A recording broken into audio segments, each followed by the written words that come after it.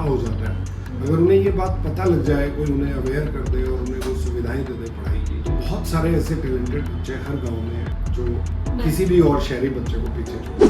बचपन से ही एक नीड थी कि ट्यूशन्स पढ़ा के मैं अपनी फीस वगैरह दिया करता। ईश्वर ने शायद मुझे द बेस्ट कैरियर जो होता है ना वो दिया। मेरे पिताजी का आंसर उन्हें जो था वो ये था कि मैं इसकी नींव मजबूत करना चाहता हूँ और जो प्रतिभाशाली बच्चे हैं जो बहुत अच्छा करते हैं उन बच्चों को हम बहुत स्कॉलरशिप देते हैं जिससे कि पैसा उनके लिए एक अप्रोच मैंने अपने फादर से सीखी कि बुनियाद मजबूत करनी है। मैंने बस वही अप्रोच फिजिक्स पढ़ाते हुए भी वो अप्रोच यूज़ की।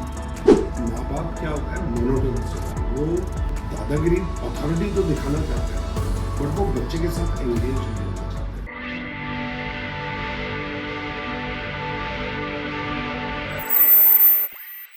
हाय हेलो नमस्कार दोस्तों, मैं माधवी वाडकर नवभारत मुंबई से बातों बातों में आप सभी का बहुत बहुत स्वागत करती हूँ। दोस्तों, करियर के सपने तो हम सभी लोग देखते हैं। हम सभी लोग चाहते हैं कि मेडिकल में करियर हो, आईआईटी में करियर हो, पर बहुत बार कुछ हर्डल्स या बैरियर्स आते हैं और हमारे ये सपने सपने ही रह जाते हैं। कभी मनी इशू तो कभी गुड पाथवे तो कभी गाइडेंस नहीं मिला और इस सभी के वजह से हमारे ये सपने सपने ही रह जाते हैं। बट आप ये जान के बहुत खुश होंगे क्योंकि मैं आज ऐसी जगह पे आई और एक ऐसी हस्ती से मिलने वाली हूँ जिन्होंने बहुत से स्टूडेंट के ये आईआईटी और मेडिकल के सपने सच किए हैं। तो आइए मिलते हैं पीस आईआईटी के founder and MD mister Praveen Tyagi ji और उनसे बात करते हैं, मुलाकात करते हैं और जानते हैं आईआईटी और मेडिकल के अलग से गाइडेंस और पाथवे। सर, आपका बहुत बहुत स्वागत है। आप कैसे हैं फिलहाल? अच्छा, मैं अच्छा हूँ। और जब रोज़ बच्चों के बीच पढ़ाई का माहौल बना रहता है तो एक टीचर के लिए उससे बेटर कुछ नहीं हो सकता। प्रवीण सर, मैंने एक क्वेश्चन पूछना चाहूँगी, पहले थोड़ा इतिहास में जाऊँगी। प्रवीण त्यागी जी कैसे है, उनका बचपन कैसा था, उनका एजुकेशन लाइफ कैसा था, एटमॉस्फियर कैसा था? क्या वो भी एक स्टडीस्ट ऐसे स्टूडेंट थे या कैसे थे, स्टडी करना पसंद था? अच्छा क्वेश्चन पूछा आपने। तो मैं गांव से हूँ, पिताजी किसान थे, 9 बहन भाइयों में सबसे बड़ा भाई हूँ और गांव में खेलने कूदने का बहुत शौक था और सभी को था उस टाइम पे। हम शाम को अखाड़ा कूद के कुश्ती, kabaddi, long jump, high jump ये सब खेल खेलते थे और हेल्थ, तगड़े होना और स्पोर्ट्स का, इन 3 चीज़ों का बहुत शौक था। पिताजी को बचपन से ही एक जुनून था कि मुझे अपने बच्चे को की नींव मजबूत करनी है, अच्छी एजुकेशन देनी है। अच्छे स्कूल में उन्होंने दाखिला कराया और वहाँ पे मेरे अच्छे दोस्त बने और उन दोस्तों की वजह से दिमाग में पढ़ाई की इम्पोर्टेंस बैठी। जब उन्होंने आईआईटी के किस्से सुनाए कि आईआईटी का एग्ज़ाम ऐसा होता है और उसमें अगर सेलेक्ट हो गए तो लाइफ सेट हो जाएगी और सरकार इतना पैसा खर्च करती है अपने पास से बच्चे की पढ़ाई पे, तो ये सब कहानियाँ किस्से सुन के दिमाग में एक सपना बैठ गया। घर आके मैं पिताजी को भी बताता था और पिताजी भी काफ़ी इंटरेस्ट लेने लगे कि भाई ये एक एग्ज़ाम है। उन्होंने एक बार मुझे अपने बगल में लिटा के और उन्होंने कहा कि मुझे तेरे से कुछ नहीं चाहिए लाइफ में, बस इस एग्ज़ाम में आके दिखा दे, आईआईटी में सिलेक्ट होकर दिखा। तो बहुत ज़्यादा पता नहीं था बट दोस्त, अच्छी संगत, अच्छे दोस्त, अच्छा स्कूल मिलने की वजह से आईआईटी का सपना दिमाग में बैठ गया और बहुत ज़्यादा पढ़ाकू तो नहीं था बट दोस्तों को पढ़ते देख के वो जिज्ञासा उत्पन्न हुई और कि पढ़ाई करनी है आगे और आईआईटी की तैयारी की और आईआईटी में सिलेक्ट हो गया। मुझे लगता है कि मेरे जैसे बहुत बच्चे जिनमें वो टैलेंट है, क्षमता है, उन्हें अवेयरनेस नहीं मिलती है, उन्हें वो गाइडेंस, वो कोई बताने वाला नहीं होता है कि ये एग्ज़ाम की तैयारी क्यों करनी चाहिए, कॉम्पिटिटिव एग्ज़ाम्स या आईआईटी करके क्या हो जाता है। अगर उन्हें ये बात पता लग जाए, कोई उन्हें अवेयर कर दे और उन्हें वो सुविधाएं दे दे पढ़ाई की, तो बहुत सारे ऐसे टैलेंटेड बच्चे हर गांव में हैं जो किसी भी और शहरी बच्चे को पीछे छोड़ सकते। मैं वही क्वेश्चन पे आने वाली थी, जैसे कि आपने बोला कि आपने I think you are the BTech IIT from Delhi student, तो यस, तो आपका करियर तो बहुत अच्छा था बट कौन से ऐसे टर्निंग पॉइंट था या सोच थी या इनकरेज आप हुए और आपने ये Pace IIT and medical, you are the founder of this, तो कैसे हुआ ये फाउंडेशन? बचपन से ही एक नीड थी कि ट्यूशन्स पढ़ा के मैं अपनी फीस वगैरह दिया करता था। तो जब मैं अपने जूनियर्स को स्कूल में पढ़ाता था तो वो बच्चे मेरे से पढ़ने के बाद बोलते थे किसी और टीचर से नहीं पढ़ना है, उन्हें अच्छा लगता था क्योंकि सेम एज के लोग पढ़ा रहे हैं और इंटरेस्टिंग बना के पढ़ा रहे हैं। तो वो जर्नी फिर IIT दिल्ली गया तो वहाँ पे भी ट्यूशन्स पढ़ाने जारी रखे और वहाँ पे भी मैं काफ़ी पॉपुलर टीचर हो गया क्योंकि आई यूज टू एन्जॉय टीचिंग, मज़ा आता था। और धीरे धीरे जब ट्यूशन्स पढ़ा के सारी प्रॉब्लम सॉल्व हो जाती थी, घर का खर्चा चल जाता था, मेरी फीस चली जाती थी, तो फिर मुझे उसमें कॉन्फिडेंस आने लगा। फिर मैंने जैसे ही मैं IIT से पास आउट हुआ थोड़ा एक डिवाइन इंटरवेंशन भी हुआ। एक मेरी गॉड मदर है जो बड़ी स्पिरिचुअल लेडी है, अंजलि जपरिया, उन्होंने कहा leave it to him, he will guide you, जब मैं उनसे मार्गदर्शन मांग रहा हूँ। तो उस टाइम पे मैंने सोचा या तो भगवान होते नहीं है, और होते हैं तो हो सकता है मेरे कर्म उतने अच्छे ना हो कि मुझे आके गाइड करें। तो उस टाइम पे I saw Ganpati in my dreams and मैंने समर ट्रेनिंग अपनी BRC में की थी, तो मुंबई में की थी, तो मुझे थोड़ा सिद्धि विनायक टेम्पल भी विजिट किया। तो वो एक सुपरस्टिशियस एंगल कह लीजिए या डिवाइन इंटरवेंशन कह लीजिए आप, तो एक दिमाग में बस वो थॉट ऐसी आई कि शायद भगवान चाहते हैं कि भाई पढ़ाऊँ और ये अपना शुरू करूँ पेस। सो उस सपने को लेके, उस बिलीफ को लेके शुरुआत की पेस की। और एक्चुअल में तो मैंने जब ये सपना शेयर किया उनसे तो शी सेड के he is considered to be Vighnahar, remover of all obstacles. तो जो सोचोगे वो हो जाएगा। और एक्चुअल में जो पहला स्टूडेंट मुझे मिला वो IIT में सिलेक्ट हो गया।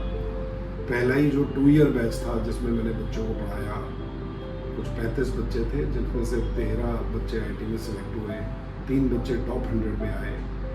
और जो ex-CEO ट्विटर है पराग अग्रवाल, वो उसी बैच में था, उसने इंडिया के लिए इंटरनेशनल फिजिक्स ओलंपियाड में गोल्ड मेडल जीता। तो ये सब चीज़ें डिवाइन थी। मतलब मुझे लगता है कि ये ह्यूमनली पॉसिबल नहीं है क्योंकि पूरे कंट्री से अगर एक ही बच्चा इंडिया के लिए इंटरनेशनल फिजिक्स ओलंपियाड में गोल्ड मेडल जीत रहा है और उस बच्चे को फिजिक्स आपने पढ़ाई है और वो आपका पहला बैच है, तो ये संयोग ना हो के मुझे लगता है कि ये डिवाइन इंटरवेंशन है और ईश्वर की मर्जी थी, इसलिए ये। और आई थिंक बहुत अच्छा है क्योंकि ना सर सच्ची में ऐसा होता है कि करियर जब बात आती है ना तो एक फैमिली बैकग्राउंड बहुत बार नहीं मिलता कि उन्हें एजुकेशन के बारे में पता हो और हमें सही रास्ता नहीं मिलता, एक पाथवे नहीं मिलता, गाइडेंस नहीं मिलता, और उसकी वजह से टैलेंट होते हुए भी हमें जो करना चाहिए हम वो नहीं कर पाते। ये ट्रू है। और मैंने ऐसे बहुत बच्चों को देखा है, मिला हूँ, थोड़ी सी उन्हें आप बस हल्का सा हैंड होल्डिंग कर दीजिए, थोड़ी सी गाइडेंस दे दीजिए and they surprise you.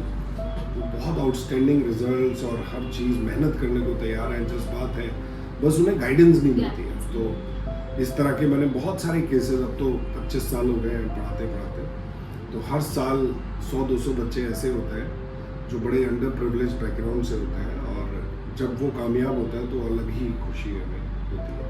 Sir आपने जैसे कहा कि 25 साल हो गया, क्या कहेंगे इस सफ़र को जब आप फिर से देखते हैं तो? मैं ईश्वर से प्रार्थना करूँगा कि हर जन्म में मुझे यही जर्नी मिले और इतनी रिस्पेक्ट, इतनी इज्जत और इतना नोबल काम है। आप अपना पूरा दिन बच्चों के साथ सब्जेक्ट पढ़ते और पढ़ाते हुए गुजारते हैं और सब बच्चे अपना पूरा दिल दिमाग आपके साथ जुड़े होते हैं पढ़ाई करते हुए। सो इससे सुंदर लाइफ नहीं हो सकती। मतलब मैं तो ये कहूँगा कि ईश्वर ने शायद मुझे द बेस्ट कैरियर जो होता है ना वो दिया है।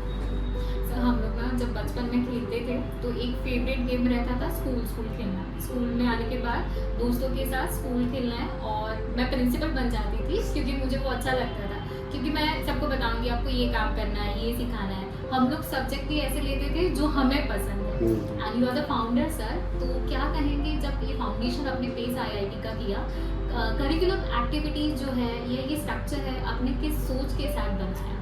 बड़ा बुनियादी सवाल आपने पूछा है। मेरे सारे रिश्तेदारों ने मेरे पिताजी को एडवाइस दी। वो मुझे एक महंगे स्कूल में पढ़ा रहे थे, बहुत फीस भर रहे थे, मैं बड़ा भी हो गया था, तगड़ा भी हो गया था, तो सब एडवाइस दे रहे थे कि तू इसे इस स्कूल से निकाल के हम तुझे 2 बैल और हल दिलवा देते हैं और इसको खेती में लगा तो तेरी सारी प्रॉब्लम्स सॉल्व हो गई। तो मेरे पिताजी का आंसर उन्हें जो था वो ये था कि मैं इसकी नींव मजबूत करना चाहता हूँ, ये इस अच्छे स्कूल में पढ़ के इसकी नींव मजबूत हो जाएगी, कल को ये क्लर्क बन सकता है, दरोगा बन सकता है। उन्हें आईआईटी वाईटी तो पता ही नहीं था।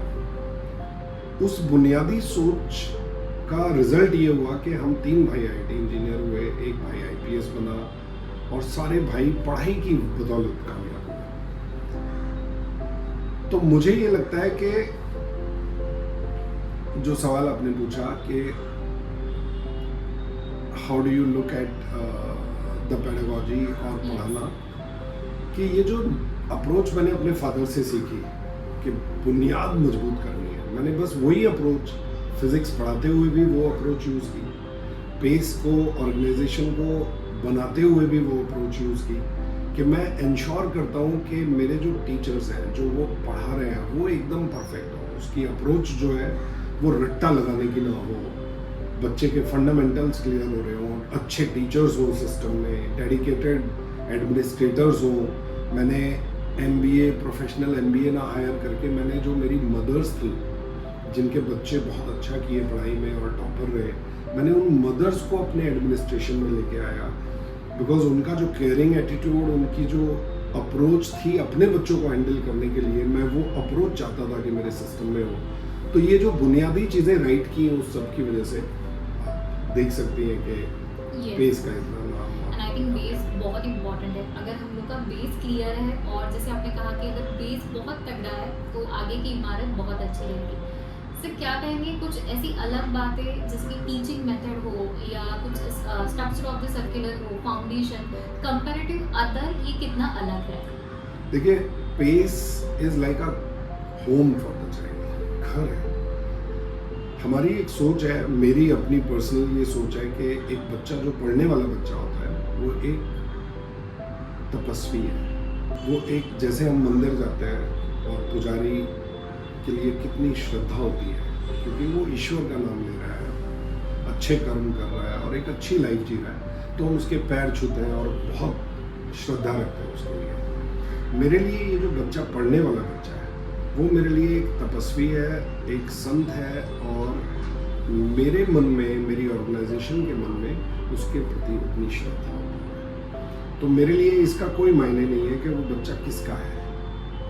अगर वो पढ़ने वाला बच्चा है, अगर वो मेहनती बच्चा है, तो I can do anything for that child. जो उसके माँ बाप भी नहीं कर सकते हैं, उससे ज़्यादा रिसोर्सेज, हेल्प पढ़ाई के लिए उसके लिए मैं कर सकता हूँ। ऑब्वियसली खाना बनाना माँ के कोई कंपैरिजन नहीं है और हाँ, गाइडेंस और डिसिप्लिन सिखाना पिता का कोई कंपैरिजन नहीं है, लेकिन पढ़ाने में आप समझ लीजिए हमारी जो बच्चे को देखने का एटीट्यूड है वो इस तरह का एटीट्यूड है, कोई अथॉरिटेटिवनेस नहीं है। हमें ये लगता है कि अगर कोई पेरेंट अपने बच्चे को हमारे पास लेके आया है तो वो अपने बच्चे का भविष्य हमारे हाथों में देके जा रहा है और हमें उसके साथ जस्टिस करना है। तो ये जो एक बुनियादी सोच है, इसकी वजह से शायद मेरी टीम ज़्यादा डेडिकेटेड है, मेरे यहाँ बच्चों की ज़्यादा केयर और ज़रूरतों को समझ के उन्हें एड्रेस किया जाता है और इस सब की वजह से हमारी ये रेपुटेशन और नाम बना। आई थिंक सर बहुत सही कहा आपने, बिकॉज ना ऐसे होता है एज अ पेरेंट्स, जब हम लोग बच्चों के कहीं पे एडमिशन करना जाते हैं तो मोस्टली ना वी डू द कंपैरिजन कि फिर फीस स्ट्रक्चर हो गया, इंफ्रास्ट्रक्चर हो गया, बहुत सी चीज़ों में कंपैरिजन किया जाता है। तो क्या कहेंगे इंफ्रास्ट्रक्चर और कौन से फैसिलिटी स्टूडेंट्स को यहाँ से मिलती है, पीस आईआईटी एंड मेडिकल? देखिए, पेस में हमारे अपने जूनियर साइंस कॉलेजेस भी हैं जिन कॉलेजेस में बेस्ट टीचर्स पढ़ाते हैं बच्चों को। तो जो टीचर सब्जेक्ट को अच्छे से जानता है और उसको कॉन्सेप्चुअल क्लैरिटी दे सकता है बच्चे को, और कॉलेज में जनरली बच्चे बंक करते हैं कॉलेजेस, जूनियर साइंस कॉलेजेस, कि भाई वहाँ पे अच्छी पढ़ाई नहीं हो रही तो हमें वहाँ जाके कोई फ़ायदा नहीं होगा और वहाँ अच्छे टीचर्स नहीं। मेरे केस में उल्टा है, मेरे यहाँ पे बच्चे 100% अटेंडेंस मिलेगी। कभी कोई बीमार हो गया या कुछ हो गया तो अलग बात है, अदरवाइज कोई भी बच्चा एक सिंगल क्लास भी मिस नहीं करनी चाहता है क्योंकि उसे वहाँ अच्छे टीचर्स दिए जाते हैं। तो एक तो हमारे जूनियर साइंस कॉलेजेस होने की वजह से बच्चों की पढ़ाई कॉलेज के टाइम पे जो होती है वो बहुत अच्छी होती है, जिसकी वजह से उसकी बहुत मजबूताई हो जाती है और उसे हर चीज़ में फ़ायदा मिलता है। दूसरा, पेस का जो डेडिकेशन और जो कल्चर है, वो जो घर जैसा माहौल है और वो जो बच्चे की हर ज़रूरत को चाइल्ड सेंट्रिक अप्रोच और फीडबैक ड्रिवन मैकेनिज्म, कि बच्चों को अगर कोई भी चीज़, पॉलिसी, कोई भी रूल अगर आप बना रहे हैं तो वो बच्चे को सेंटर में रख के सोचिए। मोस्ट ऑफ दी स्कूल्स और कॉलेजेस, पता है हमारे सामने क्यों फेल हुए? ये फॉर्मूला मैं आपसे शेयर करूँ। हर स्कूल और कॉलेज के अंदर ना अथॉरिटेटिवनेस होती है। हमारी 100 करोड़ की बिल्डिंग, तो we are the owners of this building. अब माँ बाप और बच्चों को ऐसे ट्रीट किया जाता है जैसे वो बहुत ही एक दयनीय लोग हैं जिन पे दादागिरी चलाई जाएगी। मेरे सिस्टम में इसका एग्जैक्ट उल्टा है। मेरे सिस्टम में हर आदमी को ये पता है कि ये जो बच्चा है जो पढ़ने आया है, इसके लिए सब कुछ बनाया गया है। ये कॉलेज हो, ये सुंदर बिल्डिंग हो, ये कैंपस हो, ये सब उस पढ़ने वाले बच्चे के लिए है। तो वो सेंटर ऑफ अटेंशन है, उसके हिसाब से हर चीज़ चलती है। अथॉरिटेटिव और दादागिरी ना मेरी, ना प्रिंसिपल की, ना टीचर्स की नहीं चलती है। तो जब आप बच्चे को वैल्यू करेंगे और बच्चे को आप दी बेस्ट देंगे, that is the aim of this teaching pedagogy. So इस वजह से हम सबसे ज़्यादा कामयाब हुए कि बच्चों को जो बेस्ट टीचर्स चाहिए और जो रिस्पेक्ट और जो केयर चाहिए वो यहाँ मिलती है, and that is our USP. बहुत बार पेरेंट्स आते हैं कि आपकी फ़ीस थोड़ी ज़्यादा है और दूसरे इंस्टीट्यूट हमें बहुत कम में दे रहे हैं। मैंने कहा अगर मैं उतनी फ़ीस चार्ज करने लगूंगा तो मैं भी वही इंस्टीट्यूट हो जाऊंगा। इस क्वालिटी को डिलीवर करने के लिए, अच्छे टीचर्स को, अच्छे इंफ्रास्ट्रक्चर और फैसिलिटीज़ को प्रोवाइड करने के लिए, quality has a price basically. But at the same time यहाँ पे मैं एक चीज़ हाईलाइट करनी चाहूँगा कि पैसा कभी भी पेस और एक पढ़ने वाले बच्चे के बीच में बैरियर नहीं बनता है। हमने उसका एक मैकेनिज्म बना हुआ है जिसमें बच्चे को हम उसकी एबिलिटी के लिए टेस्ट करते हैं। उसे हम एस ऑफ पेस एग्जाम बोलते हैं, सुपर 100, जिसमें बच्चा अपना टेस्ट लिखता है और उस टेस्ट के बेसिस पे हमें ये पता लग जाता है कि ये बच्चा कितना मेरिटोरियस है, कितना मेहनती है, कितना इसके अंदर प्रतिभा है। और जो प्रतिभाशाली बच्चे हैं, जो बहुत अच्छा करते हैं, उन बच्चों को हम बहुत स्कॉलरशिप देते हैं, कंसेशन देते हैं, जिससे कि पैसा उनके लिए एक बैरियर है। और फिर ऐसे भी बहुत केसेस होते हैं, जैसे महाराष्ट्र में पुलिस कांस्टेबल्स के बच्चे या कोई सिंगल मदर है, उन सब के बच्चे फ्री पढ़ते हैं। तो ये टेस्ट जब हम लोग एडमिशन लेते हैं तब उस टाइम होना चाहिए।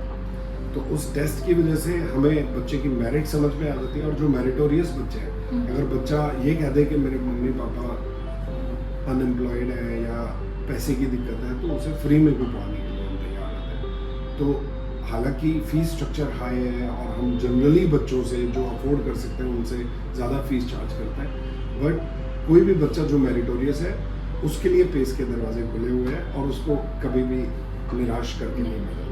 आई think Pace IIT and medical is the goal to make the future leaders, क्योंकि यहाँ पे ये नहीं देखा जाता कि बच्चे के पास पैसे है या नहीं है, ये देखा जाता है कि उसमें टैलेंट है या नहीं है। से क्या कहेंगे आपकी बातों में ना, मैं बहुत बार स्टार्टिंग में मैंने सुना था fitness and sports is important thing. तो ये पेस IIT और मेडिकल में भी कितना इम्प्लीमेंट होता है?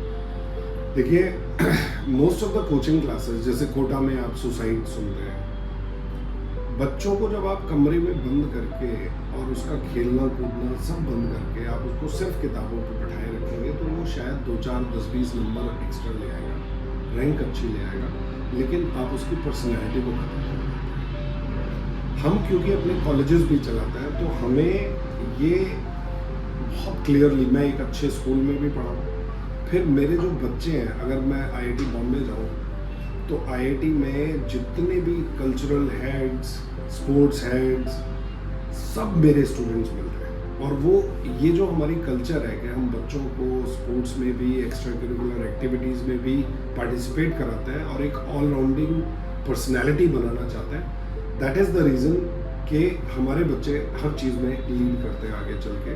पराग अग्रवाल की रैंक इंडिया में 74 थी IIT में, लेकिन वो CEO ट्विटर बना और आज वर्ल्ड के टॉप लीडर्स में है टेक्नोलॉजी के, और इस तरह से मेरे और बहुत बच्चे हैं जो लीड कर रहे हैं। वो इसलिए कि हम वो जो लीडरशिप क्वालिटीज़ और लीडरशिप के लिए जो चाहिए, अच्छी हेल्थ, एक्स्ट्रा करिकुलर एक्टिविटीज़, अच्छी कम्युनिकेशन, उन सब चीज़ों पे ध्यान देते हैं और एक holistic development of the child focus करते हैं।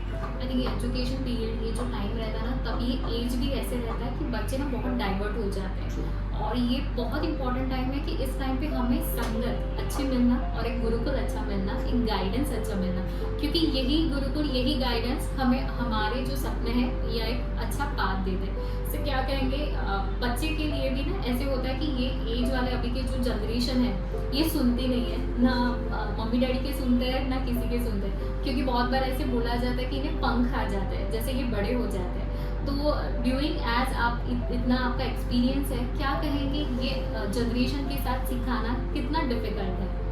मुझे इसमें कहीं कोई डिफिकल्टी नजर नहीं आती, और आपको बच्चे को सिर्फ समझना है, आपको बच्चे की रिस्पेक्ट अर्न करनी है। माँ बाप क्या होता है, मोनोटोनस हो जाते हैं, वो दादागिरी, अथॉरिटी तो दिखाना चाहते हैं, बट वो बच्चे के साथ एंगेज नहीं होना चाहते। जब बच्चे यहाँ पेस ज्वाइन करते हैं तो माँ बाप मुझे बहुत बार आके बोलते हैं कि टीचर्स की सुनता है, आपकी सुनता है, पेस की सुनता है, घर पे हर वक्त पेस का ही जिक्र करता रहता है। वो इसलिए है कि हम बच्चे को एक दादा की तरह नहीं डील करते हैं, हम बच्चे को एक दोस्त की तरह डील करते हैं। सो ऐसा कोई पागल नहीं हो गया है। आप सोचिए, हमारे भी माँ बाप थे, हम भी बच्चे थे, हम भी स्कूल में और कॉलेज में आए, हमारे भी पंख निकले, लेकिन आज भी हम रूटेड है और हम रिस्पेक्ट करते हैं सबकी। तो ये जनरेशन में ऐसी कोई गड़बड़ी नहीं हुई है ये इसकी नीड्स अलग है, आपको उन नीड्स को समझना है। आपको उस बच्चे से, आजकल बच्चा अवेयर बहुत है, उसे इंफॉर्मेशन बहुत है, तो वो जो पुरानी सोच की बातें पेरेंट्स करते हैं और रोज रोज रिपीट करते हैं, उनसे उतना इम्प्रेस नहीं होता है जितना उसकी एज के और जो नॉलेजेबल टीचर्स और लॉजिकल बातें कर रहे हैं, उसे फिजिक्स में भी चैलेंज कर रहे हैं और उससे दोस्त की तरह बात भी कर रहे हैं, तो इसलिए वो हम लोगों की ज़्यादा सुनता है। सो आई कैन अश्योर यू कि जनरेशन के साथ कुछ गड़बड़ नहीं है। जनरेशन की अवेयरनेस, जनरेशन की इंफॉर्मेशन, जनरेशन की विजडम और बढ़ गई है, और हमें थोड़ा सा जनरेशन को ठीक नहीं करना है, हमें खुद को ठीक करना है कि हम उन ज़रूरतों को समझें, अकॉर्डिंगली अडेप्ट करें और उस बच्चे से वो कनेक्ट बना पाएँ। और जब आप उस बच्चे से कनेक्ट बना लेते हैं, वो आपकी सुन के रात दिन 10-10, 12-12 घंटे पढ़ता है, तो ये सब तभी पॉसिबल है कि वो आपको रिस्पेक्ट करता है और आपकी बात इसलिए सुनता है, नॉट बिकॉज आप उसको डांट के बोलते हैं, बट बिकॉज आप उसको ये समझा रहे हैं कि देखो दुनिया बदल रही है, और दुनिया जो इस वक्त है, यहाँ पे किसी फैक्ट्री वाले के मालिक के बेटे की फैक्ट्री में जाके आप काम नहीं करोगे। यहाँ पे आज नॉलेज ड्रिवन इकोनॉमी है, जिसके पास नॉलेज है वो कल को एक कंपनी शुरू कर सकता है और 2-4 साल में वो one of the richest in the world बन सकता है। सो इस नॉलेज ड्रिवन इकोनॉमी के लिए आपको अपने आप को नॉलेज से इक्विप करना है। तो अगर आप बच्चे को ही बोलते रहो पढ़ पढ़ पढ़, तो बोर हो जाएगा, रिपेल हो जाएगा। लेकिन जब आप बच्चे को ये नॉलेज देते हैं, समझाते हैं, फंडा चमकाते हैं, तब वो आपकी बात अपने आप ऑटोमेटिकली सुनता है। सो कुछ सेशन या प्रोग्राम्स रहते हैं बच्चों के लिए? मोटिवेशनल सेशंस रहता है, ओरिएंटेशन प्रोग्राम होता है जिसमें हम बच्चों के साथ रेगुलरली इंटरेक्ट करते हैं और बच्चों को गाइड करते हैं कि भाई किस स्टेज पे क्या चीज़ आपके लिए सबसे ज़्यादा इम्पोर्टेंट है। और जब आप उसको, आपकी बात में लॉजिक नज़र आना चाहिए। अगर बच्चे को आपकी बात में ज़रा भी लॉजिकल चीज़ नज़र आई, वो आपकी बिल्कुल नहीं सुनेगा। तो ये ना स्टेप ऐप करके है पेस IIT का, मैं इसके बारे में थोड़ा जानना चाहूँगी। ये ऐप कैसे वर्कआउट होता है और कितना बेनिफिशियल है स्टूडेंट्स के लिए? तो एज अ टीचर मैं पॉपुलर इसलिए बना कि मैं पढ़ाई को ना थोड़ी इंटरेस्टिंग बनाया करता था। तो मेरे दिमाग में यही था कि टेक्नोलॉजी पे जब तक आप गेमीफाई नहीं करेंगे लर्निंग को, तो मज़ा नहीं आएगा बच्चे को। तो हमने स्टेप ऐप में gamification of maths and science किया है, और ये ऐप आज की डेट में 7 स्टेट्स में, मध्य प्रदेश में टेंडर में हम नंबर 1 आए, गुजरात सरकार यूज़ कर रही है, यूपी में, गोरखपुर में, यूपी जी कॉन्स्टिट्यूंसी में स्टेप ऐप यूज़ हो रही है, बीएमसी में स्टेप ऐप यूज़ हो रही है, बीएमसी के 10th के बच्चों को स्टेप ऐप दिया गया है। महाराष्ट्र गवर्नमेंट का टेंडर हुआ है जिसमें we are also participating. So हर स्टेट में स्कूलों के बच्चों को, बॉम्बे स्कॉटिश स्कूल और जीडी सुमनी जैसे पॉशेस्ट स्कूल्स में भी स्टेप अप यूज हो रही है.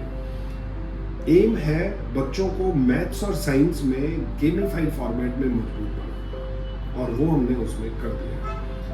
बच्चे खेल खेल में मैथ्स और साइंस के कॉन्सेप्ट सीखते हैं, और अब जो उसका एआई वर्जन हम ला रहे हैं, आर्टिफिशियल इंटेलिजेंस फीड कर रहे हैं, उसमें तो जैसे आर्टिफिशियल इंटेलिजेंस गाड़ियों को ड्राइव कर रहा है ना, और रास्ता बता रहा है कि लेफ्ट लो, राइट लो और यू टर्न लो. आर्टिफिशियल इंटेलिजेंस बच्चे की जो लर्निंग है ना, उसको गाइड कर रही है कि आप यहाँ पे वीक है तो आप ये चीज़ सीखिए. तो AI driven gamified approach is what we have worked on.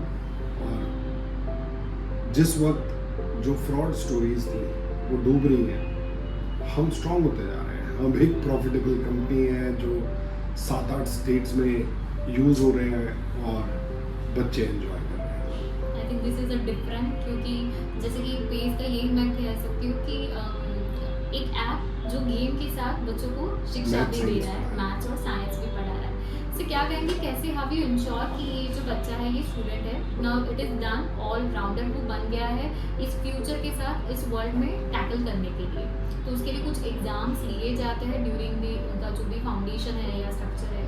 जब बच्चा पेस में पढ़ रहा होता है तो हम रेगुलरली टेस्ट्स भी कंडक्ट करते हैं, मोटिवेशनल सेमिनार्स भी करते हैं, और स्पीकर्स को भी इनवाइट करते हैं. हमारे जो पेरेंट्स हैं वो पेरेंट्स भी बहुत, कोई IAS है, कोई बहुत बड़ी कंपनी रन कर रहे हैं, तो हम उन पेरेंट्स को बुला के भी बच्चों को मोटिवेशनल लेक्चर्स दिलवाते हैं. सो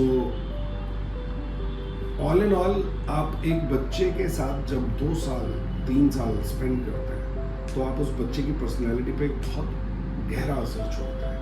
आपकी सोच, आपकी गाइडेंस, आपकी बातें, हर चीज़ उस बच्चे के फ्यूचर को शेप कर रही है. और क्योंकि हमारी टीम 400-500 IITians की टीम है और सारे के सारे ही IIT क्वालिफाइड लोग हैं, तो अब वो जब बच्चों के साथ टाइम स्पेंड करेंगे और अपने किस्से कहानियाँ सुनाएंगे और अपना विजन और अपनी सोच उसको शेयर करेंगे, तो बच्चे पे उसका प्रभाव जरूर पड़ता है. एज ए पेरेंट्स मैं पूछना चाहूँगी, अगर मैं मेरे बच्चे को एडमिशन ले रही हूँ तो फॉर द पेस IIT उसके करियर की ग्रोथ कितनी परसेंटेज रहेगी? उसके लिए कुछ टाइप्स वगैरह पेस IIT ने किए हैं, किस कॉर्पोरेट कंपनी या? अभी हमने IIT जोधपुर के साथ कोलैबोरेशन किया. तो मोदी जी का जो मैंडेट है न्यू एजुकेशन पॉलिसी में कि स्कूल्स के अंदर स्किलिंग कराइए. अब स्किलिंग में हम लेके आए हैं artificial intelligence, cyber security, animation, entrepreneurship. Entrepreneurship के लिए हमने IIT दिल्ली से कोलैबोरेशन किया और बाकी कोर्सेज के लिए हमने IIT जोधपुर से. अब ये जो कोर्सेज हैं ये need of the hour. Artificial intelligence पढ़ाएगा कौन, सिखाएगा कौन स्कूल में, तो हमने उसका भी एक टेक्नोलॉजी सॉल्यूशन गेमिफाइड फॉर्मेट तैयार किया. तो ये जो चीज़ें हैं, लाइक बच्चों को, इंडिया की जो पॉपुलेशन है वो बहुत बड़ी है. इन बच्चों को अगर हम ट्रेन करके और इन्हें लेटेस्ट टेक्नोलॉजी और चीज़ों से, नॉलेज से इक्विप करेंगे तो ये बहुत बड़ी एसेट बन जाएगी. और अगर ये ट्रेन नहीं की तो ये बहुत बड़ी लाइबिलिटी बन जाएगी. So we are working with a lot of state governments. Gujarat सरकार के साथ MOU साइन किया, राजस्थान के साथ किया, जहाँ पे स्टेप अप जारी है. और स्टेप अप के अंदर ही हमने स्टेप स्किलिंग, जो स्कूल्स में स्किल्स का डिलीवरी कर रही है, ये सब के लिए कोलैबोरेशन करके, और multiple states, lot of schools, उन सब में हम जा रहे हैं. तो विजन है कि देश में बच्चे जो हैं तैयार होने चाहिए फ्यूचर के लिए. आप खाली उन्हें सर्टिफिकेट 10वीं का और 12वीं का ना दे रहे हो. वो बच्चा जब बाहर निकले आपके 12वीं करके, तो वो अपने आप में इतना सक्षम और कॉन्फिडेंट हो कि वो कमा भी सकता है, नौकरी भी लग सकती है और आगे पढ़ाई भी कर सकता है. So this is what we are doing. So this is something different and innovative in the education sir. But sir ये इतना आसान तो नहीं होगा, बिकॉज कोई भी इनोवेशन इन एजुकेशन में लाना डिफिकल्टी, संघर्ष रहा ही रहेगा. तो क्या कहेंगे, कौन सा ऐसे डिफिकल्ट पॉइंट था जो ओवरकम आपने कैसे किया? ओल्ड स्कूल और जो पुरानी पद्धति हमारे स्कूलों में चल रही है, वो एक तो पेंडेमिक ने बड़ी हेल्प की. तो उसने, पहले हम सोचते थे कि स्कूल में बच्चे को कोई डिवाइस या फ़ोन नहीं देंगे, अलाउ नहीं करेंगे, जबकि बच्चे तब भी चोरी से फ़ोन ले जा रहे थे। पैंडेमिक के बाद पेरेंट्स का भी, स्कूल्स का भी माइंडसेट चेंज हुआ है कि technology can be used for teaching and learning. तो ये एक बहुत बड़ा कल्चरल शिफ्ट आया, माइंडसेट शिफ्ट आया। अदरवाइज तो हमारे यहाँ सिस्टम में बहुत सारी मेरिट्स भी हैं। ऐसा नहीं है कि मतलब हमारे जो बच्चे हैं जो आईआईटी करके विदेश जाते हैं वो वर्ल्ड को रूल कर रहे हैं, टॉप कंपनीज को लीड कर रहे हैं। तो यहाँ की जो टीचिंग पेडागोजी है, जो पुरानी बेस्ट प्रैक्टिसेस हैं वो भी रखनी चाहिए, साथ में टेक्नोलॉजी को भी कॉम्प्लीमेंट करने देना चाहिए। तो जो स्किलिंग कोर्सेज हैं जैसे आर्टिफिशियल इंटेलिजेंस, अब स्कूलों के पास आर्टिफिशियल इंटेलिजेंस या साइबर सिक्योरिटी पढ़ाने वाले टीचर्स नहीं हैं, तो वहाँ पे technology plays a very important role. और टेक्नोलॉजी के थ्रू यू कैन मेक, मैं यहाँ बैठ के यूपी के शाहजहानपुर में एक स्कूल है, वहाँ पे स्टेप ऐप पे बच्चियाँ रोज़ सीख रही हैं, मैं डैशबोर्ड पे मॉनिटर करता हूँ और उन्हें स्किलिंग के जो ऑनलाइन कोर्सेज हम डिलीवर कर रहे हैं उन सब चीज़ों से वो एम्प्लॉयबल भी बनेंगी। अब ये कहानी हम पूरी गुजरात सरकार के साथ भी कर रहे हैं, राजस्थान के भी। तो technology can make quality teachers reach from one place to another without physically travelling. तो टेक्नोलॉजी का जो हाइब्रिड मॉडल मोदी जी बात करते रहता है कि हाइब्रिड मॉडल एजुकेशन का हमें यूज़ करना चाहिए, वो अब पॉलिसी मेकर्स के भी दिमाग में बैठ गया है।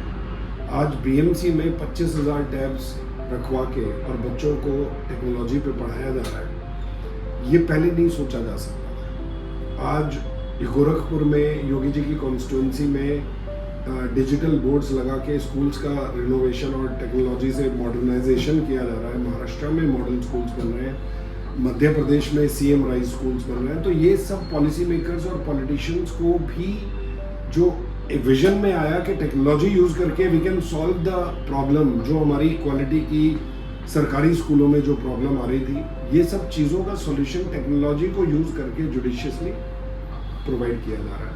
और तो ये चैलेंजेस थे पहले, लेकिन अब वो सॉल्व हो रहे हैं और पॉलिसी मेकर्स का, ब्यूरोक्रेट्स का, स्कूल लीडर्स का, स्कूल प्रिंसिपल्स का विजन बहुत ओपन है।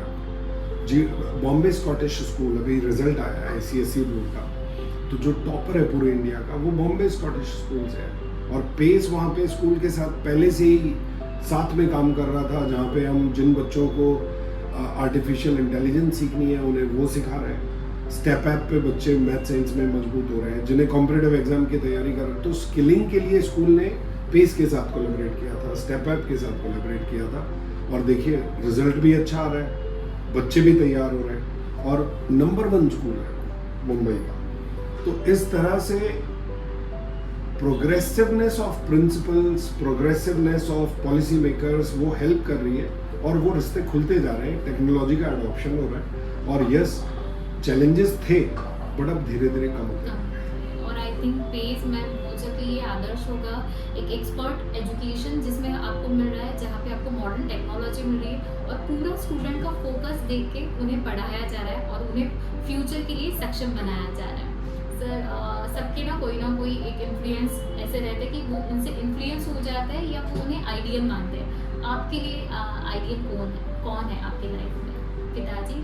हाँ, वो तो फिर मैं वही सोच रहा था कि मैं आइडियल बोलूँ या सबसे ज़्यादा प्यार करता हूँ ये बोलूँ या क्या बोलूँ। देखिए, मैं मेरे फादर हैं फॉर श्योर। मैं दूसरा नाम सोच रहा था कि वो सब्जेक्टिव हो जाएगा, लोग सोचेंगे कि भाई प्यार करते हैं तो इसलिए बोल रहे हैं, बट मेरे रोल मॉडल मेरे फादर हैं। मैंने आज तक इतना प्यार शायद मैंने अपने बच्चों को नहीं किया जितना मेरे फादर ने मुझे किया।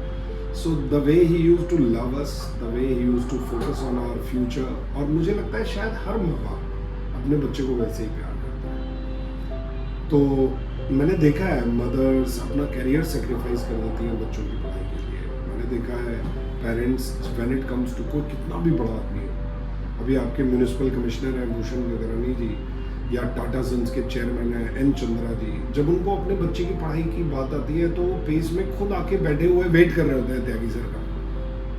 तो मैंने देखा है हर माँ बाप, वो चाहे कितना भी बड़ा सुपरस्टार हो, when it comes to loving their children, providing them the best quality education, हर माँ बाप अपनी कोशिश पूरी करता है। और मेरे लिए मेरे हीरो मेरे फादर हैं। उन्होंने बहुत बुनियादी चीज़ें की। एक किसान होके 3 बच्चों को IIT भेजना, IPS बनाना, मतलब कौन कर सकता है? I think ये inspiring story है तो सर। उनका विजन, उनकी सोच बहुत अलग थी। मैंने बहुत सीखा उनसे। और आप भी एक किसान का बच्चा जो एक ऐसी लाइफ वहाँ से आज आप इस मुकाम तक पहुँचा है, ये भी बहुत एक सक्सेसफुल से कम नहीं है। ये सक्सेस अगेन, जैसे आपने कहा रोल मॉडल क्यों है, तो जब दूध बेचते थे गाँव में गरीबी के दिनों में, तो दूध में एक ड्रॉप पानी नहीं मिलाते थे। अब वो फंडा, और जिसके घर में दूध जाता था वो बोलता था मेरे पड़ोसी को भी चाहिए, मेरे भाई को भी चाहिए, वो सबको रिकमेंड करता था। यही अप्रोच मैंने पेस रन करने में की। मैंने कहा ड्रॉप पानी का मिलाना ही नहीं है, कहीं पे कुछ कमी छोड़नी ही नहीं है, आप दिल से अपना काम करिए। मैं एक बार बरसात में मेरे जूते गंदे हो गए थे, तो मैंने बूट पॉलिश वाले को अपना जूता दिया। उसने पहले कपड़े से उसे साफ किया, फिर 1-2 मिनट बाद उसने पूरी तबीयत से वो उसे ब्रश कर रहा था छाती से लगा के। जब मैं उसकी शिद्दत देख रहा था उस काम को करते हुए, तो मुझे ये लगा कि वो 2 रुपए का काम नहीं है। वो जो काम कर रहा है वो एक बहुत शिद्दत और बहुत ही दिल से कर रहा है, इतना ग्रेटिट्यूड। जब आप एक इतने छोटे से काम से आप किसी का दिल छू सकते हैं, तो बच्चों का करियर बनाना, बच्चों को पढ़ाना, उसमें अगर आप शिद्दत दिखाएंगे तो आप रिस्पेक्ट ही अर्न करेंगे। तभी त्यागी सर बना हूँ। अभी अमेरिका घूमने गया था, वहाँ पे मेरे स्टूडेंट्स बे एरिया में, सैन फ्रांसिस्को और यहाँ LA सब जगह मिले, इतनी रिस्पेक्ट देते हैं, इतनी इज्जत सब जगह। मुझे ऐसे लगता है मेरा परिवार सब जगह है। सो आई थिंक शिद्दत तो मैंने बहुत सीखा है अपने फादर से। और आई थिंक सर मैंने भी आज आपसे सीखा है कि honesty is the best policy. जो भी कर रहे हैं वो बहुत अच्छे दिल से से। दिल से करिए। करियर है, सब कुछ है, बट दिल से करिए तो आसानी हो जाएगा सर। आप बिलीव नहीं करेंगे, पेस में एक भी इंसान मार्केटिंग का नहीं है। We only have teachers, we only have mothers who are heading the center and taking care of the children. Marketing का डिपार्टमेंट ही नहीं है। आप सोच सकते हैं, and still we are the Still, number 1 yes. brand in Maharashtra. So I can assure you कि जब आप किसी काम को दिल से करते हैं तो बाकी चर्चा अपने आप करती है। से क्या मैसेज देना चाहेंगे स्टूडेंट्स को, पेरेंट्स को? देखिए, हर बच्चे को मैं ये कहूँगा कि आने वाला समय टेक्नोलॉजी और नॉलेज ड्रिवन है। पूरा जो सोसाइटी, पूरा जो इकोसिस्टम है वो नॉलेज ड्रिवन इकोसिस्टम है। और अगर आपको इसमें बेहतर करना है और कामयाब बनना है तो आपको नॉलेज एक्वायर करनी पड़ेगी, पढ़ना पड़ेगा, मेहनत करनी पड़ेगी। तो माँ बाप चाहे कितना भी इरिटेट करें बार बार बोल के, लेकिन आपको समझना पड़ेगा कि आपका फ्यूचर है। आपके फ्यूचर की सारी कामयाबी इस चीज़ से डिसाइड होगी कि आप कितने सिंसियर हैं अपने पढ़ने वाले दिनों में। तो जो बच्चे स्कूल में जा रहे हैं, कॉलेज में, जहाँ भी पढ़ाई कर रहे हैं, वो दिल से पढ़ाई करें, या तो ना करें, और जब पढ़ें तो दिल से पढ़ें। ऐसे किताबें उठा के बैठ गए माँ बाप को दिखाने के लिए और धोखा दे रहे हैं, वो ना करें। तो ये मैसेज तो मेरा बच्चों के लिए है। और माँ बाप के लिए मैं ये कहना चाहूँगा कि देखिए, हर माँ बाप अपने बच्चे के लिए अच्छा भविष्य चाहता है, प्यार करता है। और माँ बाप हालांकि प्यार में बच्चों को डांट रहे होते हैं और चाह रहे होते हैं कि उनका भला हो, और इसलिए उन्हें डांटना पीटना कर रहे होते हैं। बट मैं माँ बाप को ये विजडम देनी चाहूँगा कि आप अथॉरिटी से ना कह के वही बात को अगर आप प्रेम से कहेंगे, बच्चे से एक दोस्त बनकर कहेंगे, तो ज़्यादा इम्पैक्ट आएगा और ज़्यादा प्रभाव होगा। ये मैंने सीखा। और अगर आप दादागिरी दिखाएंगे तो आपको रिबेलियन और बहुत सारी शिकायतें होंगी बच्चों से। That's it. Thank you sir, बहुत अच्छा लगा आपसे सुन के। इवन मुझे ऐसा लगा कि मुझे ये त्यागी से सर पहले क्यों नहीं मिले, ये पेस आया है कि मुझे पहले क्यों नहीं मिला। अगर मिल जाता तो शायद मेरा करियर कुछ अलग होता। अभी भी आप अच्छा कर रही हैं, ऐसे मत बोलिए। और दूसरा ये है कि हम सब की एक जर्नी होती है। ईश्वर ने अलग अलग रोल दिए हैं सबको, और कोई भी रोल दूसरे से कंपेयर करना, आपका इम्पैक्ट जर्नलिज्म का इतना होता है लोगों के माइंडसेट पे। आप जब कोई बात किसी तक पहुंचाती हैं और उससे कितना सुधार और उससे कितना इम्पैक्ट आता है वो आपको नहीं पता है, लेकिन लोगों के माइंडसेट चेंज होते हैं। लोगों की, आपकी एक story can make the governments take decisions which can change the lives of millions of people, तो मैं तो आपके प्रोफेशन को भी बहुत अच्छा और बट एक साइंस ये ऐसा बैकग्राउंड है, ये आईआईटी जहाँ पे ना गाइडेंस मिलना बहुत इंपॉर्टेंट है, और अगर आपको राइट गाइडेंस मिल रहा है तो आपका करियर, आपका पूरा लाइफ बहुत अच्छा बन जाएगा। तो आई थिंक जितने भी स्टूडेंट्स हैं या पेरेंट्स हैं, मैं ये कहूँगी कि एक बार आप पेस आईआईटी या मेडिकल आके मिलिए, इनसे बात कीजिए। और जैसे हम लोग बोलते हैं कि बहुत बार एज ए पेरेंट्स हम लोग ना पैसे के बाद पहले सोचते हैं कि ये फीस इतना है, वो उतना है, बट हम लोग को क्वालिटी देखना बहुत इंपॉर्टेंट है। कुछ संदेश या कुछ मैसेज आप महाराष्ट्र गवर्नमेंट को कुछ देना चाहेंगे? महाराष्ट्र गवर्नमेंट बहुत ही प्रोग्रेसिव गवर्नमेंट है when it comes to education, और काफ़ी अच्छे इनिशिएटिव्स पास्ट में लिए गए हैं जिसकी वजह से महाराष्ट्र के बच्चों की परफॉर्मेंस कॉम्पिटिटिव एग्जाम्स में बेहतर आ रही है कंपेयर टू प्रीवियस ईयर्स। एक डिसीजन था कि 11th और 12th का जो सिलेबस था वो महाराष्ट्र गवर्नमेंट ने एनसीईआरटी से मैप करा, जिससे कि हमारे बच्चों को किसी तरह का डिसएडवांटेज ना हो जब वो कॉम्पिटिटिव एग्जाम्स की तैयारी कर रहे हैं। That was a very progressive step, और टेक्नोलॉजी का जो एडॉप्शन है और उससे हमारे जो बच्चे पूरे स्टेट में जो क्वालिटी हम डिलीवर करना चाहते हैं that can be delivered also using technology. Technology के यूज़ से हम उसे मॉनिटर भी कर सकते हैं, और वो जो बच्चों की प्रोग्रेस और बच्चों की परफॉर्मेंस हम चाहते हैं दैट कैन बी इम्प्रूव अगर टेक्नोलॉजी का पूरा यूज़ हो। तो this is my message to Maharashtra government के हालांकि आप ऑलरेडी एक थॉट लीडर हैं और पास्ट में भी compare to other states education में महाराष्ट्र बहुत अच्छा करता है, रिजल्ट भी बहुत अच्छे आते हैं कॉम्पिटिटिव एग्जाम्स में, लेकिन अगर टेक्नोलॉजी का यूज़ किया जाए और ज़्यादा तो इससे इस स्टेट की एजुकेशन और बेटर हो सकती है। क्या कहेंगे पेस आईआईटी एंड मेडिकल की प्लेसमेंट कहाँ? मेरे बच्चे आज की डेट में वर्ल्ड की जो जितनी भी टॉप कंपनीज हैं, टेस्ला हो, फेसबुक हो, गूगल हो, उनमें टॉप पोजीशंस पे हैं। Many of them are starting their own companies.